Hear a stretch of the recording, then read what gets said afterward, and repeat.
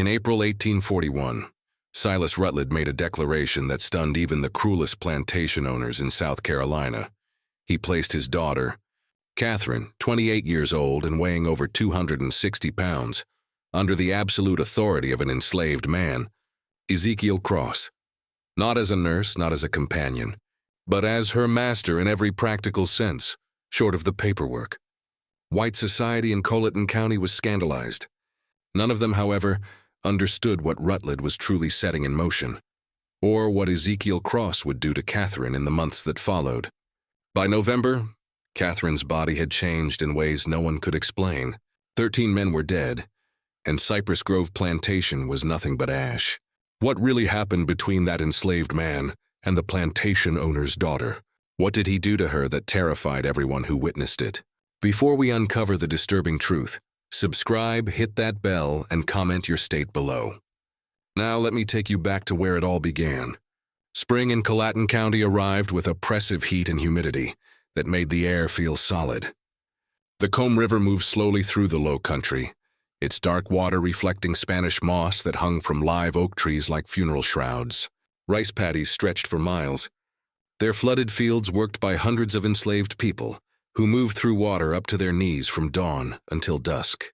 This was wealth built on suffering, prosperity extracted from human misery, all of it justified by men who convinced themselves that cruelty was simply the natural order of things. Cypress Grove Plantation sat on 800 acres of moderately productive land. Its owner, Silas Rutledge, was not quite part of the county's elite, but desperately wanted to be. He owned 58 enslaved people, which made him wealthy by most standards, but barely qualified him as mid-tier in local society. The truly powerful families owned thousands of acres and hundreds of slaves. They summered in Charleston and sent their children to universities in the North. Their names carried weight that could open doors or destroy reputations with a single word. Silas had married Elizabeth Yancey in 1812, a union that brought moderate land holdings and a respected surname. Elizabeth had been a practical woman who kept meticulous records and seemed more interested in profit margins than social climbing. She died giving birth in 1813 to a daughter christened Catherine. For 28 years, Silas raised Catherine alone, while focusing his energies on gaining entry to the inner circles of county power. He was a tall man, thin in the way of people who forget to eat when consumed by obsession. His hair had gone gray prematurely, giving him a severe appearance that matched his cold temperament. In business, he was known for being shrewd, but honorable enough, the kind of man who would drive hard bargains but keep his word. His daughter Catherine had grown up isolated, educated by tutors, never quite belonging anywhere. By 1841, she was 28 years old and weighed nearly 260 lb. Her body was swollen from years of medications prescribed by doctors who diagnosed her with hysteria and female nervous disorders. She suffered violent fits where she would scream and throw objects. She had attacked her father with a letter opener the previous year, leaving a scar across his left hand. The white society of Colleton County whispered about her with false sympathy. Poor Silas Rutledge, burdened with a mad daughter. What a shame. She had been such a pretty child. None of them knew the truth. None of them knew what Catherine had witnessed when she was 12 years old, or that her madness was not madness at all, but a rational response to living with monsters. The letter arrived on April 7th, delivered by private courier. Silas opened it in his study, expecting business correspondence. Instead, he found 3 pages on expensive paper sealed with red wax bearing a symbol he recognized immediately. Scythe crossed with wheat stalks, the mark of the Brethren of the Harvest.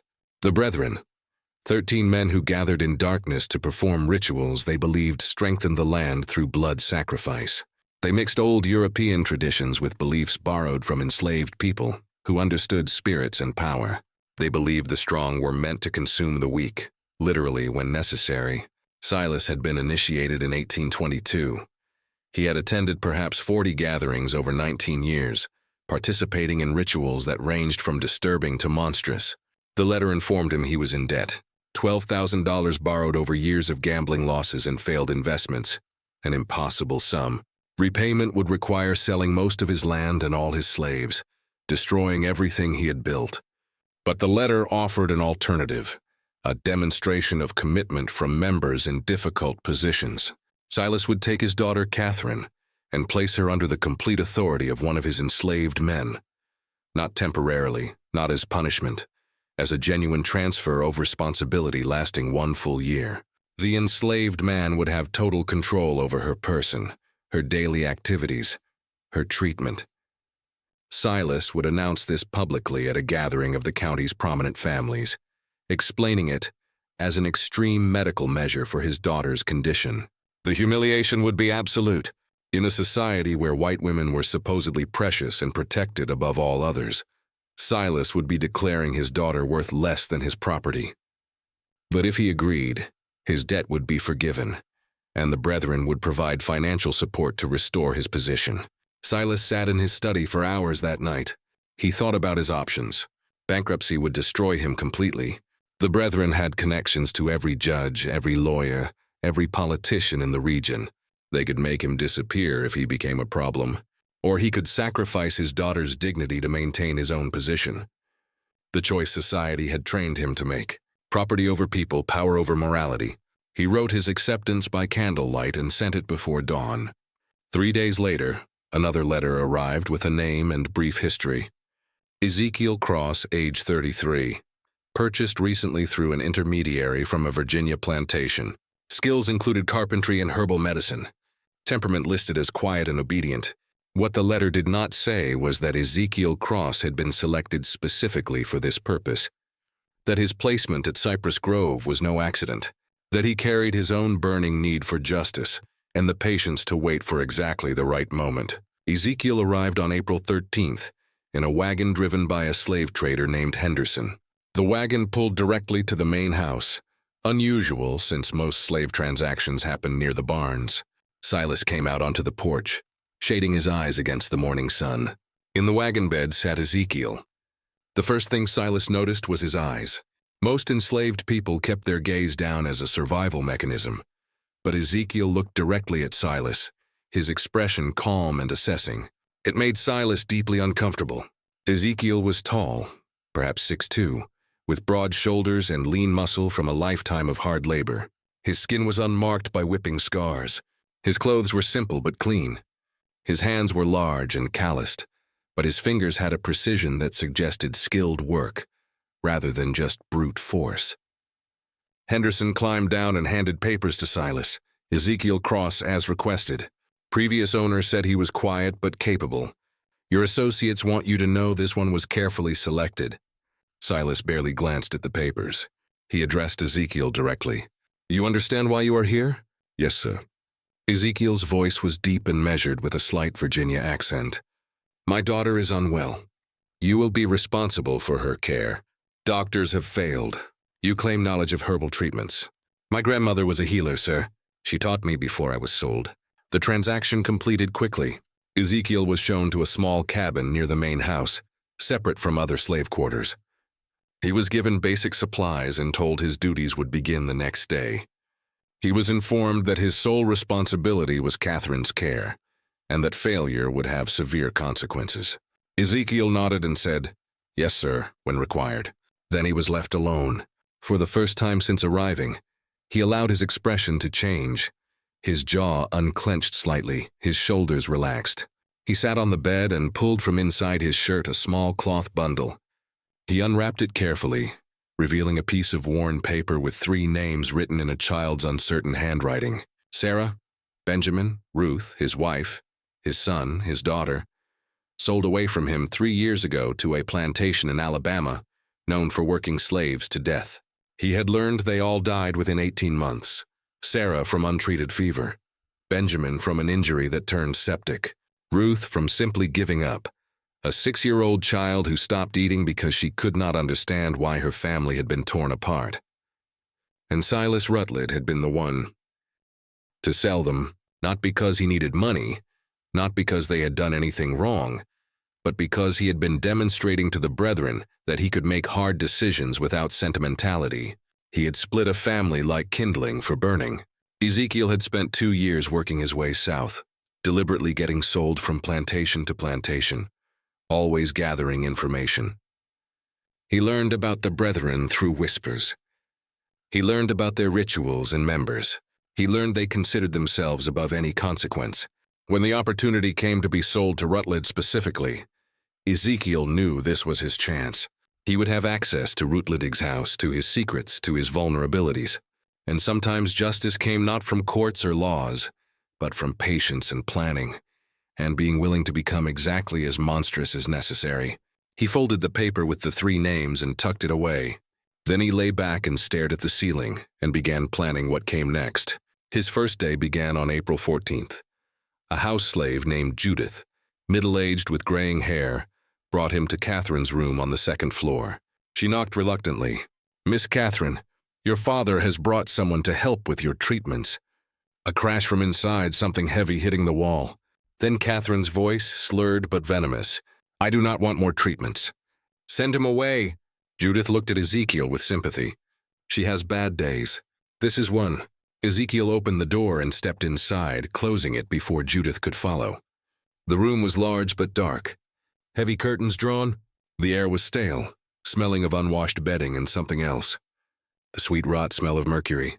Books scattered across the floor. A shattered picture against the wall, clothes everywhere. Catherine sat in a chair by the cold fireplace, wrapped in a stained dressing gown. Her dark hair hung loose and tangled. Her face was puffy, eyes unfocused. Her hands trembled continuously on the chair arms. She looked at Ezekiel with confusion, then fear, then anger.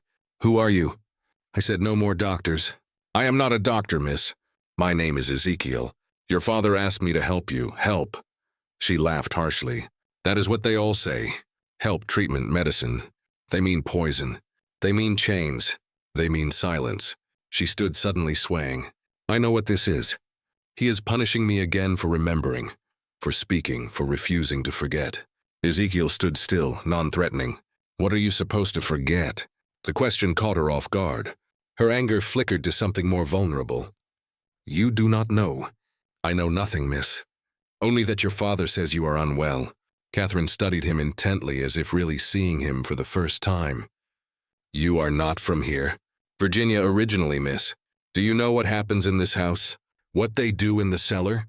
Ezekiel's pulse quickened, but he kept his expression neutral. "Do not know what you mean. Liar, no heat in it. Just exhaustion. Everyone lies. It is easier than truth." She sat heavily. "Leave me alone. Tell my father his newest torment failed." But Ezekiel moved to the window and drew open the curtains. Sunlight flooded in. Catherine cried out, covering her eyes. "When did you last go outside, miss?" "I cannot walk that far. I'm too weak." "When did you last eat without laudanum in it?" "The medicine is necessary. Doctors say so." "What if the doctors are wrong?" Her hands came down from her eyes. She stared at him with hope and terror mixed. "What did you say?" Ezekiel turned from the window. This was the moment the first card played. I said, "What if the doctors are wrong? What if everything you have been told about your condition is designed not to help you, but to keep you controllable? What if your father has been poisoning you for years to ensure you never become well enough to speak about what you saw?" Absolute silence. Catherine's eyes went wide. Her trembling hands stilled. For 30 seconds, she just sat there, her mind working. When she spoke, her voice was different, clearer. "He told you." "Your father told me nothing, miss. But I have eyes. I know mercury poisoning. I know long-term Lord use. Healthy women do not become like this without someone working hard to make them that way." "Why would you say this?" Suspicion crept back. "This is a trick. You are testing me. I am telling you. I can help you become truly well, clear-minded, strong enough to walk out of this room. But it will not be easy. Your body has been dependent on those medicines for years. Stopping will be painful. You will feel worse before better, and your father will not approve. Then why would you do it?" Ezekiel met her eyes.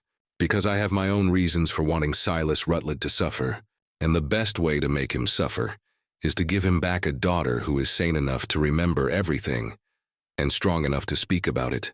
The truth dangerous to speak so plainly." But Catherine was damaged, not stupid. She would see through manipulation, but genuine common cause that she might believe. "You want revenge on my father?" "Yes, miss." "What did he do to you?" "He sold my family, my wife, and 2 children, sent them to their deaths for no reason, except to prove something to people who judge worth by cruelty." Catherine absorbed this, then nodded slowly. The brethren, he sold them for the brethren. Not a question. The brethren, miss, you do not know. She laughed. Something manic in it. You will learn. Everyone learns eventually. She leaned forward. If I agree, if I let you help me, what happens then? You get well, miss. And when you are well, we decide what to do next. I have my revenge to plan. You have yours. Perhaps they align. Catherine studied him intently. Finally, she spoke. I want them all dead. My father, Judge Pelam, Reverend Crenshaw, all of them. Every man who stood in that cellar. I want them to suffer first to know it is coming to beg, then I want them dead. The venom was shocking, not for its intensity, but because it came from someone dismissed as mad and harmless. This was not madness. This was rage concentrated by years of suppression. Ezekiel nodded. Then we have an understanding, Miss Catherine. If we are conspirators, use my name. I cannot, miss. Not where anyone might hear. We must be careful. Then know something, Ezekiel. Catherine's eyes glittered dangerously. I have killed before. 3 people. House slaves who might have told my father about my lucid moments. I cannot remember exactly how. The Wildenum blurs everything, but I know I did it. They disappeared. Their families were told they ran away. She smiled terribly. So if you plan to betray me, to use me, then dispose of me, know that I am not a victim. I am something worse. Ice ran down Ezekiel's spine. He had expected an ally, not someone whose capacity for violence might exceed his own, but he kept steady. I believe you, miss, and I will not betray you. Good. Catherine stood more steadily. Then let us begin. But I have one condition.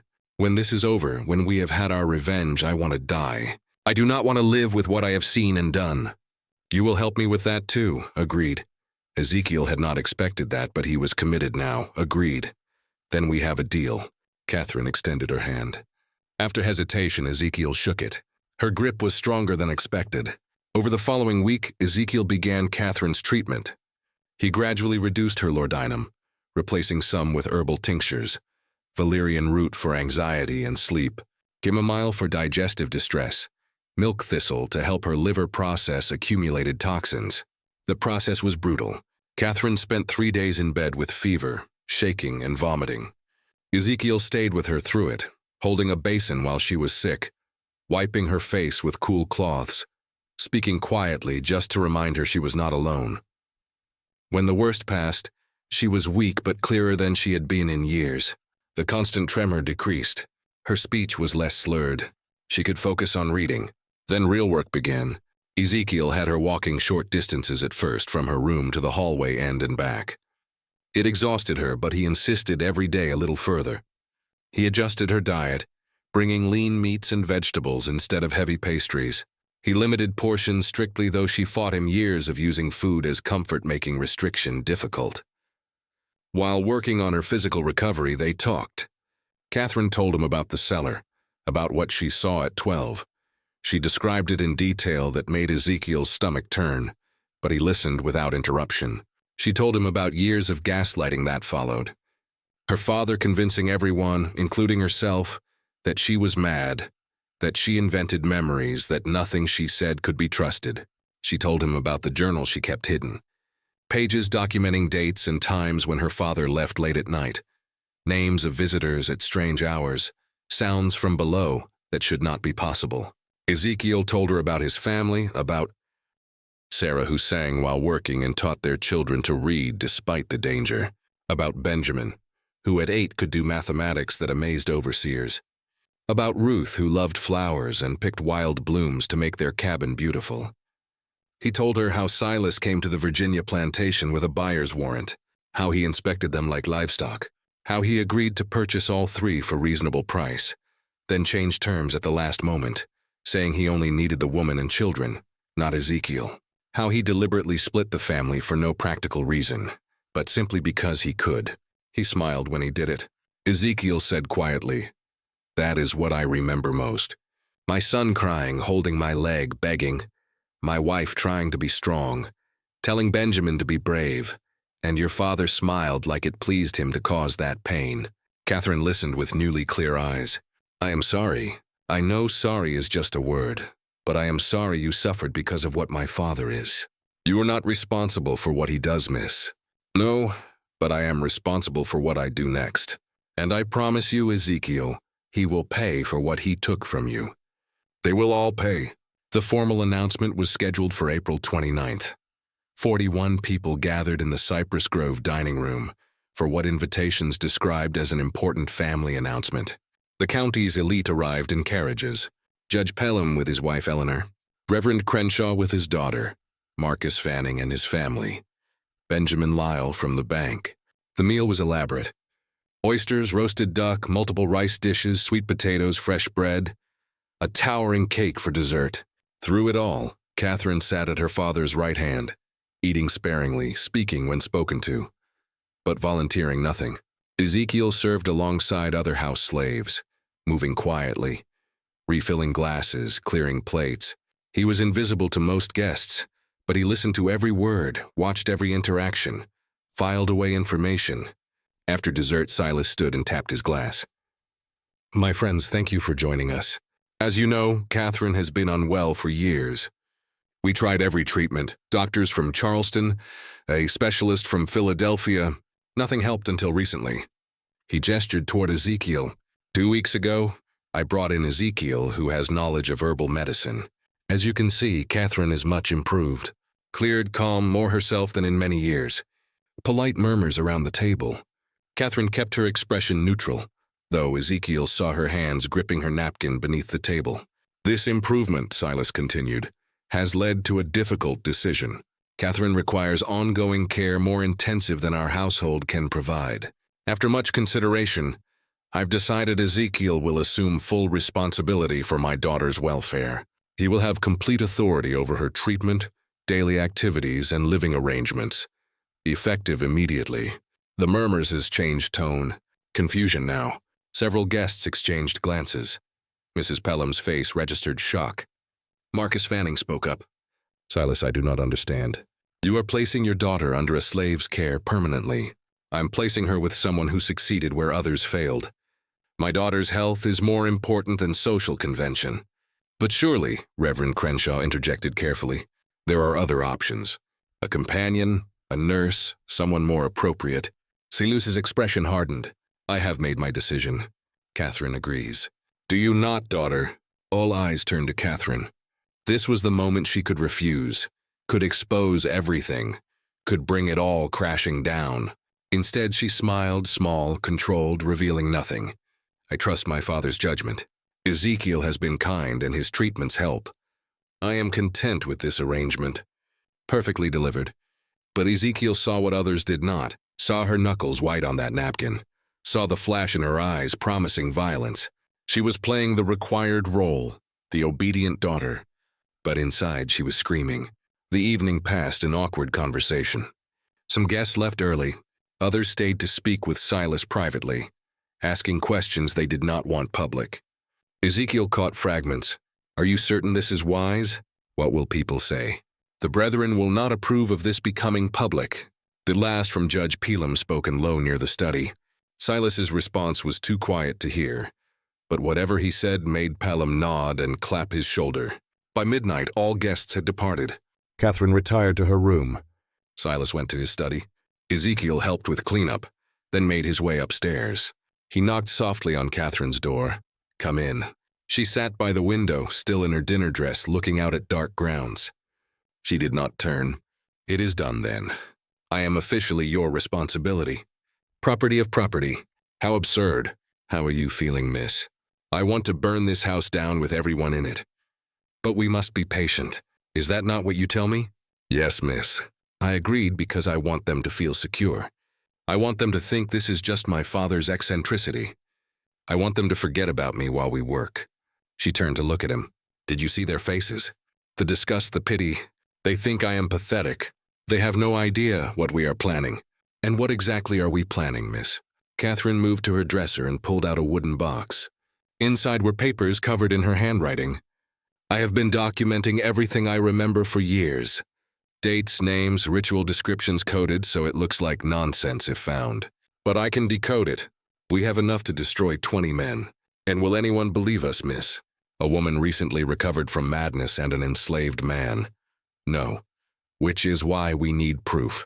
They cannot dismiss real physical evidence. She pulled out one specific page. I know where they keep their records. The Brethren maintains a ledger of all activities, every ritual, every sacrifice, every member's participation. It ensures everyone is equally guilty. My father mentioned it years ago before he realized I would remember. Where is this ledger? In the cellar. There is a hidden room beyond the main chamber. I never saw inside, but I heard them talk about it. That is where they keep everything they cannot afford to lose. Ezekiel felt excitement mixed with dread.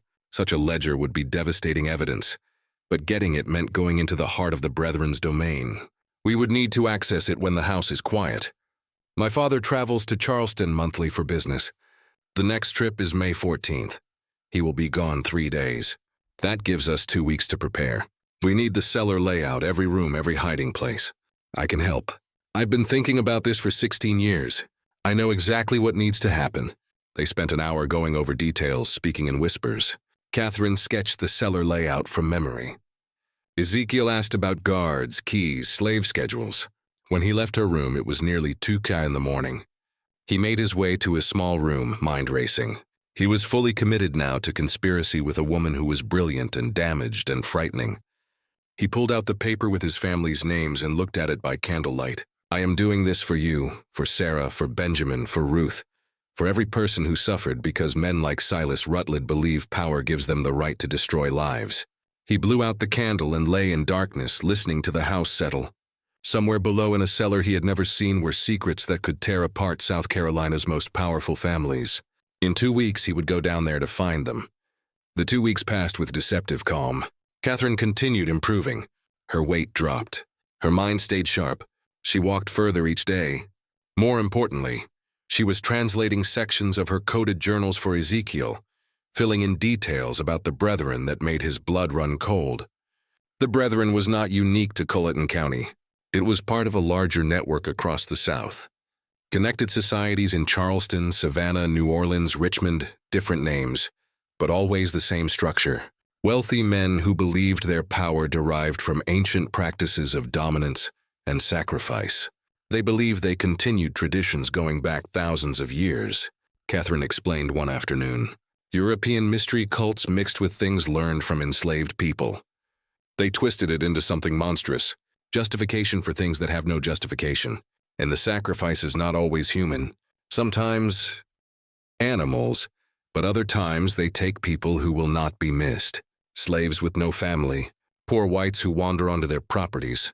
Once I heard my father mention a child, but I do not know if that was literal. Where do bodies go? Swamps on every plantation. Bodies go in and are never found. Alligators do the rest. And this ledger documents all of it. Every ritual for 40 years. Names, dates, descriptions. They keep it because they need mutual complicity. Everyone equally guilty, so no one can expose the others without destroying themselves. May 14th arrived. Silas left for Charleston early morning, taking his carriage and manservant. He would stay with associates, attend to business, expected back evening of May 16th. That gave them almost 3 full days. They waited until nightfall before moving. The house settled into evening routine. By 10, the main house was silent. They met in Catherine's room. She had changed into simple dark clothes, allowing freedom of movement. Hair pulled back tightly. She looked like someone preparing for battle. Are you certain, miss?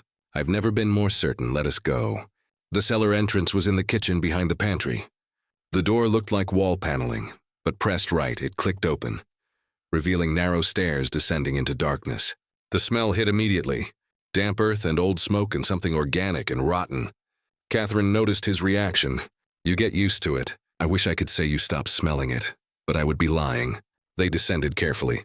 Ezekiel carrying a shuttered lantern providing minimal light. The stairs were steep and worn, wood creaking. After 20 steps, they reached bottom. The cellar was larger than expected, easily 30 ft square with low ceilings supported by thick beams. Floor was packed earth, walls lined with stones weeping moisture.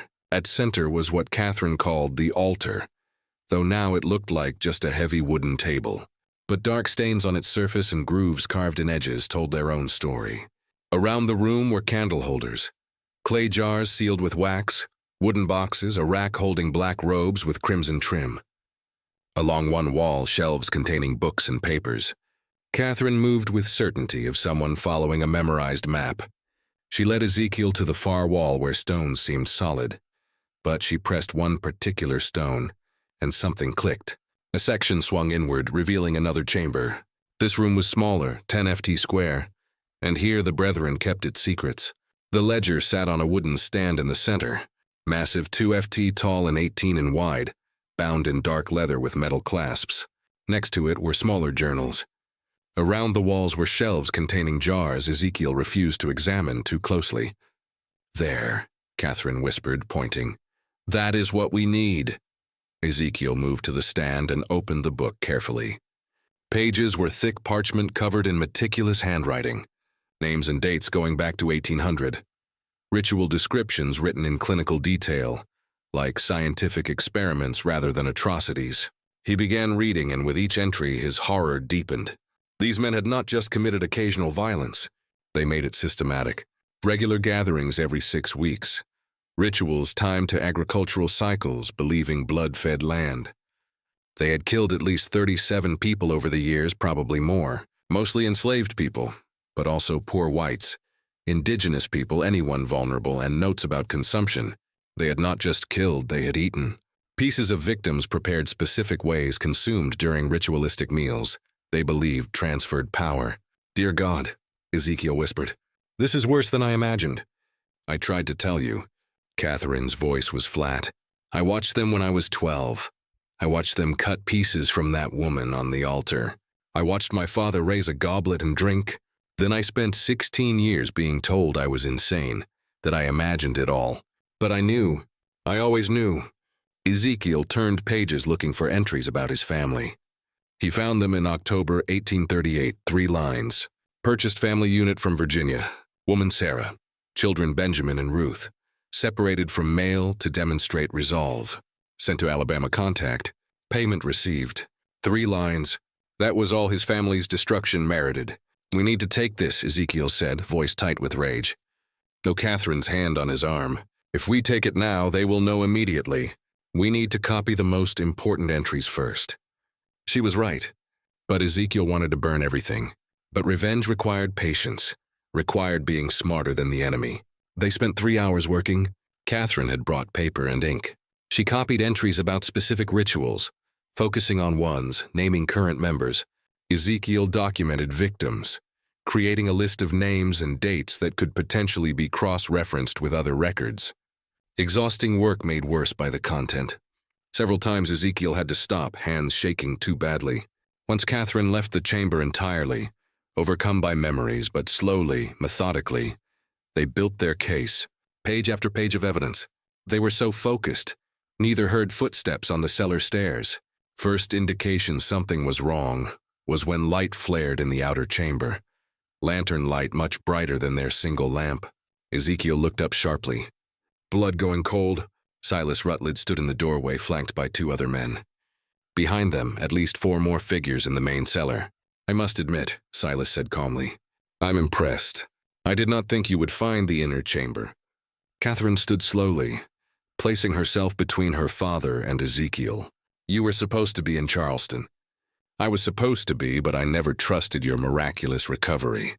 So I made arrangements.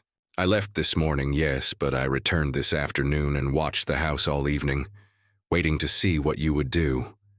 He stepped into the chamber, the 2 men blocking the exit. "Did you really think I would not anticipate this? That I would not prepare for the possibility you might remember might seek revenge? You have been poisoning me for 16 years. Catherine's voice steady despite everything. "And you expect me to simply accept that? I expect you to understand it was necessary. You saw something you should not have a child. You could not understand. I could not allow you to destroy everything. I was 12 and I watched you murder a woman and eat her flesh. That was not fear, Father. That was a reasonable response to witnessing evil." Evil, such a simple word.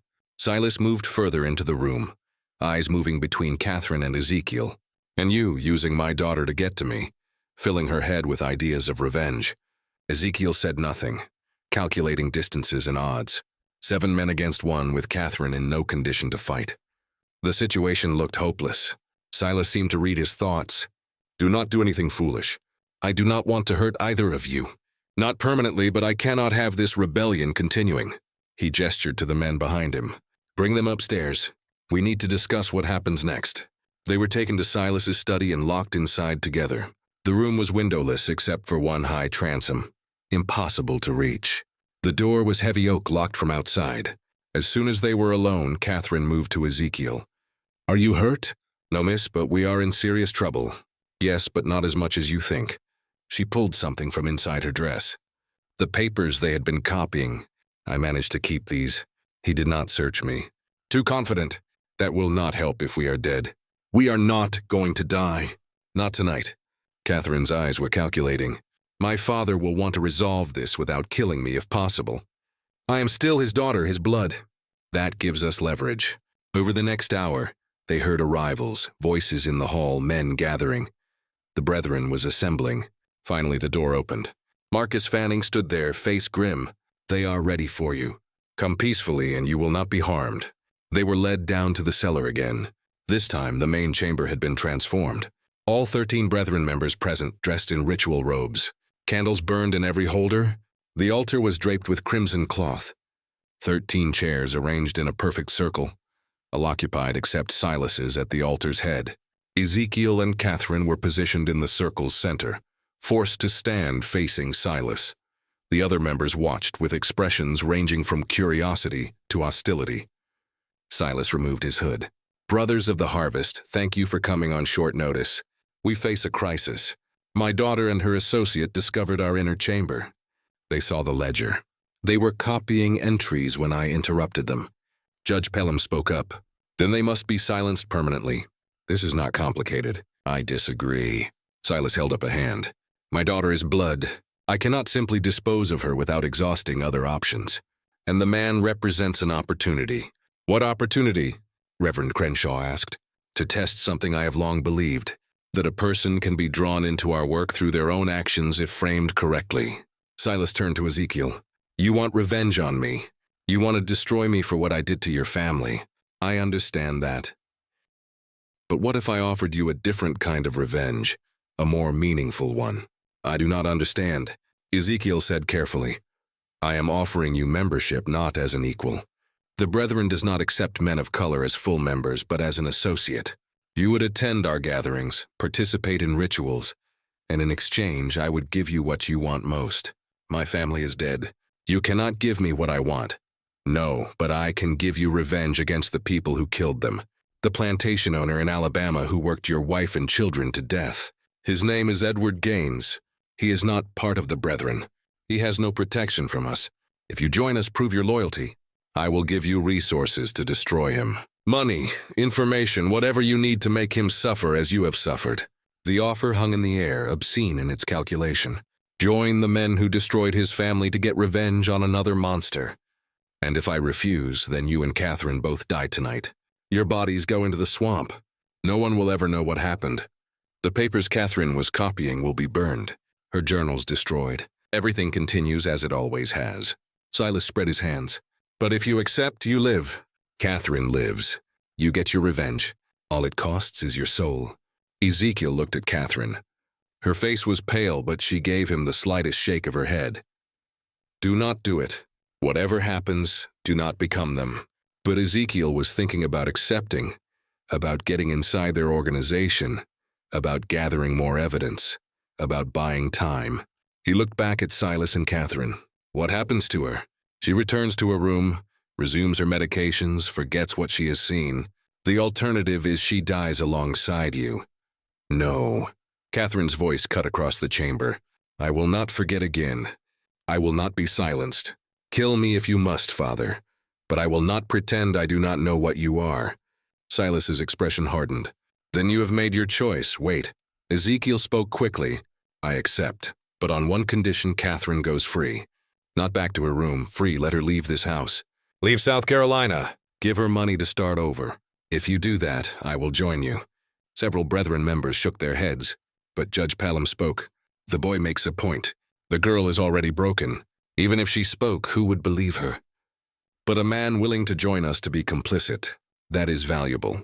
That proves our power extends even to those who hate us. Silas considered. Finally, he nodded. Very well. Catherine will be sent north. I have associates in Philadelphia who will take her in. She will be given a new identity and stipend to live on, but she can never return to South Carolina. Never contact anyone from her old life. She will be dead to everyone here. Agreed. Catherine stared at Ezekiel. No, I will not leave you to agreed. Ezekiel interrupted. She goes free. I join you. Then we have a bargain. Silas turned to the others. Catherine leaves tomorrow. Ezekiel's initiation will be in 3 weeks at the next regular gathering. Until then, he remains at Cypress Grove under watch. If he tries to escape or contact anyone, the deal is void and both die. Understood? Ezekiel nodded. Catherine looked like she wanted to argue, but Ezekiel caught her eye and shook his head slightly. Trust me. Catherine left the next morning. A closed carriage took her away at dawn. Ezekiel watched from his cabin window as it rolled down the long drive and disappeared into the trees. She had not been allowed to say goodbye. He had not been allowed to speak with her after the confrontation in the cellar, but as she had been escorted to her room the previous night, she had looked back at him once, and in her eyes he had seen something that gave him hope. She understood. She knew he had not truly surrendered. She knew this was strategy, not defeat. The question was whether she would actually go to Philadelphia, or whether she had her own plans. The 3 weeks that followed were the longest of Ezekiel's life. He was kept under constant watch. 2 overseers followed him everywhere.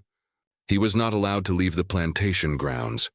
He was given menial work to keep him occupied, meaningless tasks that accomplished nothing but filled time. But he was also given access to the main house, to the study where Silas kept his papers, to the cellar where the next gathering would take place. They were watching him, yes, but they were also testing him, seeing if he would try to escape, seeing if he would attempt sabotage. Ezekiel did neither. He played the role of defeated man who had made a pragmatic choice for survival. He was quiet, obedient, asked no questions, caused no problems. But he was observing everything, learning the routines of the house, noting which slaves could be trusted, which overseers were cruel, which brethren members visited regularly. He was building a mental map of how everything worked, looking for weaknesses. And at night, alone in his cabin, he thought about what was coming. His initiation would require participation in their rituals. They would test him. They would want to make him complicit in something horrible, so he could never expose them without destroying himself. He thought about how far he was willing to go, what lines he would not cross even for revenge, whether there was any act so terrible that justice did not justify it. He did not have good answers to those questions. On June 2nd, the night before his initiation, Silas came to his cabin. It was late after midnight. Ezekiel woke to knocking and opened the door to find his owner standing there alone. May I come in? Ezekiel stepped aside. Silas entered and looked around the sparse room. Finally he spoke. Tomorrow you will become one of us. Not fully, never fully, but enough. I want you to understand what that means. I understand what I agreed to. Do you truly? Silas sat on the single chair uninvited. The Brethren has existed for 43 years. In that time, we have never lost a member to exposure. Never had someone break our code of silence. Do you know why? Because everyone is equally guilty, partly, but also because we take care of each other.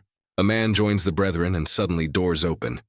Business opportunities appear, legal problems disappear, enemies find themselves in difficulty. We are not just a society, Ezekiel. We are a network of power that extends across the entire South. Once you are part of that network, even as an associate, you will have access to resources you cannot imagine. And in exchange, I help you murder people. Silas did not flinch. In exchange, you help us maintain the natural order. The strong over the weak, the powerful over the powerless. That is how the world has always worked. We simply acknowledge it and use it to our advantage. You killed my family to demonstrate your commitment to that order. I did. And I would do it again because sentiment is weakness. Love is weakness. The moment you allow yourself to care more about individuals than about power, you have already lost. Silas leaned forward. But here is what I want you to understand. Your family is dead. Nothing you do will change that. But you can ensure their deaths meant something. You can use the power the Brethren offers to prevent other families from suffering the same fate. You can work from inside our organization to make changes, to push for less brutal treatment of slaves, to advocate for better conditions. You will have a voice at our table that is worth something." It was almost convincing, almost. The idea that Ezekiel could become some kind of reformer from within, using his position to help others. But he knew it was a trap, a rationalization. The moment he participated in their rituals, he would be compromised. The moment he accepted their power, he would be corrupted by it. "Why are you telling me this?" Ezekiel asked. "Because I want you to succeed. Because having you as an ally is more valuable than having you as an enemy.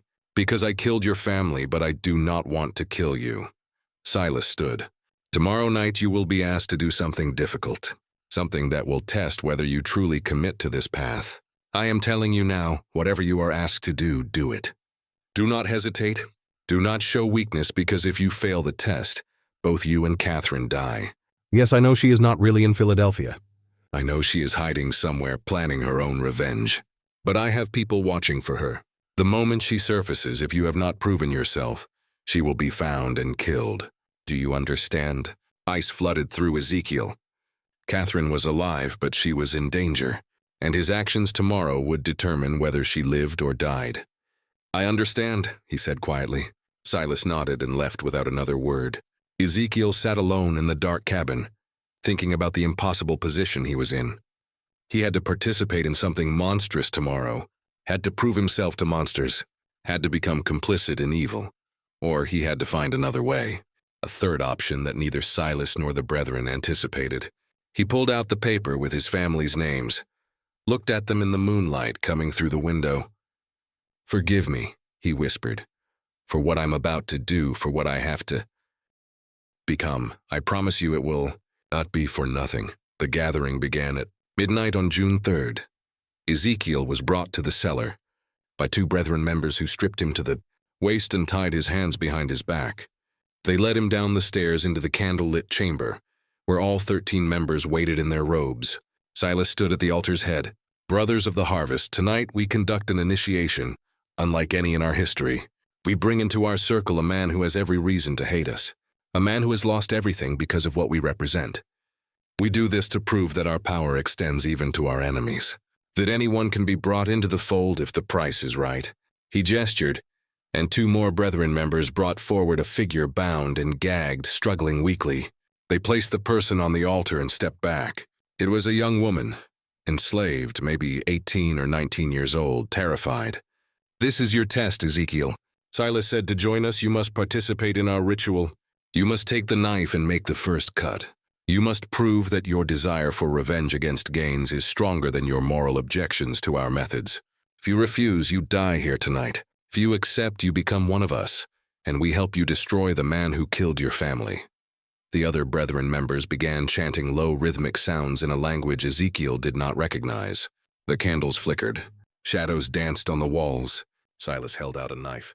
Long blade, wickedly sharp handle wrapped in leather. "Take it. Make the choice." Ezekiel looked at the woman on the altar. She was crying, trying to scream through the gag. Her eyes found his, and in them he saw every enslaved person who had ever suffered at the hands of people like the brethren. He saw Sarah, Benjamin, Ruth. He saw himself. He looked at the knife, at Silas, at the 13 men watching to see what he would do. This was the moment, the point where he would either become a monster or die resisting. But there was a third option, one he had been planning for 3 weeks, one that required perfect timing and absolute commitment. He took the knife. The brethren members nodded approvingly. Silas smiled. The chanting increased in intensity. Ezekiel stepped toward the altar. The woman's eyes went wide with terror. He raised the knife, and then he moved not toward the woman, toward the nearest brethren member. The knife flashed in the candlelight and buried itself in the man's throat before anyone could react. Blood sprayed. The man collapsed. Ezekiel grabbed the fallen member's robe, pulling it off in one motion. He threw it over the nearest candles, plunging half the room into darkness. Chaos erupted. He moved through the confusion like violence incarnate, years of rage focused into action. He grabbed another man, using him as a shield as someone swung at him, threw the body into 2 more members, tangling them, kicked out at a knee, heard bone crack, grabbed a candle holder, and smashed it into a face. The brethren were powerful men, but they were not fighters. They were soft, privileged, used to others doing violence for them. Ezekiel was none of those things. He fought toward the altar where the woman lay, grabbed her, cut her bonds with the knife he had somehow kept hold of. "Run!" he shouted up the stairs. "Run!" She scrambled off the altar and fled. Ezekiel turned back to face the remaining brethren members, 7 of them still standing, blocking the stairs. "You have made a terrible mistake," Silas said, his voice steady despite the carnage. "You have killed yourself and Catherine both." "Maybe," Ezekiel said, "but I will take as many of you with me as I can." What he did not know was that above them in the main house, Catherine had returned. She had never gone to Philadelphia. She had been hiding in the slave quarters, waiting, planning, gathering allies among the enslaved people of Cypress Grove. And when she heard the commotion from the cellar, when she saw the young woman burst from the kitchen screaming, she knew it was time. The reckoning. Catherine had spent 3 weeks recruiting. She had moved from plantation to plantation under cover of darkness. Speaking to enslaved people she had known her whole life, people who had watched her grow up, who had suffered under her father's ownership.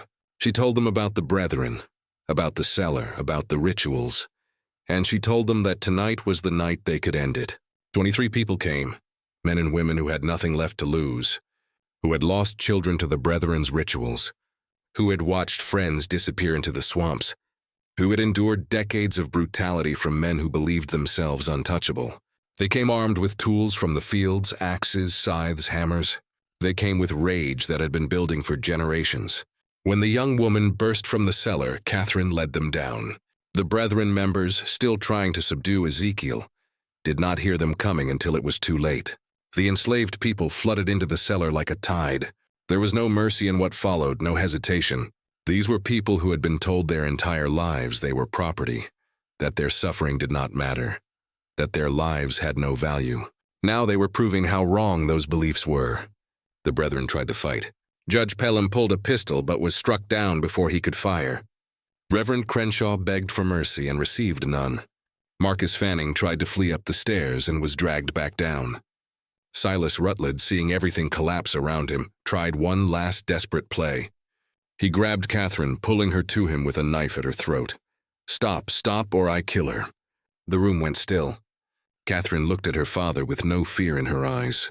"Do it, kill me. It changes nothing. You have already lost. I can still escape. You can still nothing." Catherine's voice was cold. "You spent 16 years trying to break me, trying to make me forget, trying to convince me I was mad. But you failed. I remembered everything. And I am going to watch you die." She drove her elbow back into his ribs with sudden vicious force. His grip loosened. She spun away. And before Silas could recover, Ezekiel was there. They faced each other, the enslaved man and the plantation owner. All the power Silas had held, all the privilege and cruelty, all the years of believing himself untouchable, none of it mattered now. "You took everything from me," Ezekiel said quietly. "My wife, my children, my life. You did it for no reason, except that you could to prove something to men who valued cruelty over humanity." "Please," Silas said. Just that one word, pathetic and desperate. "Did my wife say please? Did my son? Did any of the people you killed in this cellar?" Ezekiel shook his head. "No mercy, not for you. Not ever." What happened next was brutal and final. The enslaved people made sure none of the brethren survived. 13 men who had believed themselves above consequence learned in their final moments that power was an illusion. That cruelty always came home eventually. When it was over, Catherine stood in the center of the cellar, surrounded by bodies. She was shaking, not from fear, but from release. 16 years of rage finally given outlet. Ezekiel came to her. "Are you hurt?" "No, are you?" "Minor cuts. Nothing serious." He looked around at the carnage. "What do we do now? Now?" Catherine's smile was grim. "Now we burn it all. The cellar, the ledger, the evidence. We destroy every trace of what happened here. But that evidence could prove what they did. Could bring justice. Justice?" Catherine laughed bitterly. Ezekiel looked around. "This is justice. The only kind we were ever going to get. If we try to take that ledger to authorities, what happens? We are hunted down and killed. The surviving brethren members in other counties come for us. This only ends if everyone believes the Cypress Grove chapter died in an accident. If there is no evidence, no witnesses, no story to tell, she was right and Ezekiel knew it. Then we burn it. They spent the next 2 hours preparing. The enslaved people who had helped them left before dawn, disappearing back to their various plantations. They would say nothing. They had seen nothing. They knew nothing. That was how survival worked. Catherine and Ezekiel poured oil through the cellar, stacked wood and kindling, placed the bodies in positions that might look like an accident if anyone investigated. Then they took the ledger and all the journals and placed them in the center of the altar. "Wait," Ezekiel said. He opened the ledger one last time and found the entries about his family. He carefully tore out those pages and folded them, placing them inside his shirt. "For them, so they are not forgotten." Catherine nodded. Then she took a candle and held it to the oil-soaked wood. The fire caught immediately. Within minutes, the cellar was ablaze.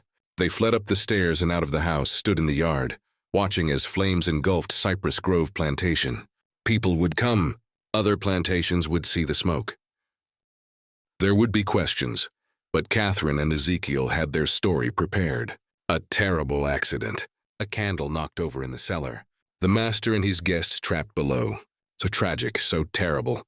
No one would ever know the truth. As the sun rose over the burning ruins, Catherine turned to Ezekiel. "What will you do now? Go north. Use the chaos of this fire to disappear. Maybe find others who want to fight to create a network that can help people escape." He pulled out the paper with his family's names. "I cannot bring them back, but I can make sure others do not suffer the same fate. And I will go north as well. Use the money I have been stealing from my father's accounts for years. Start over," she paused. "But I will not forget. I will document everything that happened here. I will write it all down so that someday, somehow, someone knows the truth. They sealed the records. They will seal your testimony too if you try to make it public. Then I will hide it. I will code it. I will leave it somewhere to be found decades from now when we are all dead, and it cannot hurt us anymore." She looked at the burning house. The truth has a way of surfacing eventually. Even when people tried to bury it, they stayed until the fire burned itself out. Until Cypress Grove Plantation was nothing but ash and blackened timbers. Until there was nothing left to show that 13 men had gathered there to commit atrocities. Then they walked away in opposite directions. Catherine north toward Charleston, and eventually Philadelphia. Ezekiel west toward the frontier, where enslaved people could disappear into communities that asked no questions. They never saw each other again. The official story was exactly as they had planned, a tragic accident. Silas Rutledge and 12 prominent gentlemen meeting at Cypress Grove to discuss business when a fire broke out. All 13 perished in the cellar, overcome by smoke before they could escape. A terrible loss for Colleton County. Funerals with full honors, eulogies praising their contributions to society. Catherine Rutledge was reported to have died in the fire as well. Her father's mad daughter trapped in her room, unable to escape. A particularly sad footnote to an already tragic event. No one questioned it. No one looked too closely. The enslaved people who had participated said nothing. They had no reason to speak and every reason to remain silent. Most were sold within months to different plantations, as Cypress Grove was liquidated. They scattered across South Carolina and beyond, carrying their secret with them to their graves. Years passed. The ruins of Cypress Grove were eventually demolished. The land sold, new buildings constructed.